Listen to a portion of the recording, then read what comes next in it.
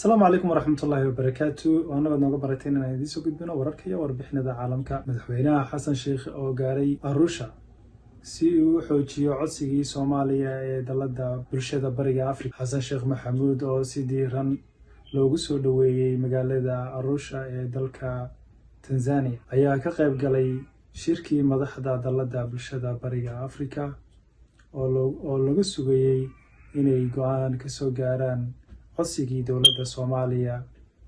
ee ku biirista daladan. Madaxweynaha oo xooga saaray sidii uu ugu qancin lahaa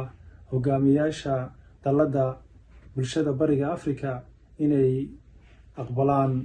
codsiga Jamhuuriyadda Soomaaliya ayaa ugu warbixinaya howlkarnimada iyo firfircoonida ay ku tilmaaman yihiin shacabka Soomaaliyeed fursadaha dhaqaale iyo kheyraadka eegaagan dalkeena oo haddii la maalgashado ay ka faa'iideysan doonaan dadkeena iyo dalalka kale ee caalamka. Madaxweynaha Jamhuuriyadda oo horay socdaalkiisa ugu sii maray dalalka xubnaha ka ah dalada bulshada bariga Afrika EAC ayaa xasuusiyay waqtigii dheeraa ee horyaalay codsiga shacabka iyo dowladda Soomaaliya oo loo gudbiyay sanadkii 2016 isaga oo u arka in mustaqbalka dhaqaale iyo bulsho ee dalalka geeska Afrika uu yahay mid isku sidkan ayna muhiim tahay in dalkeena uu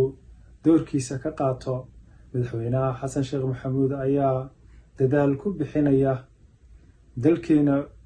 uu ka qayb qaato iskaashiga dhaqaalaha iyo fudeydinta isu socodka dalalka gobolka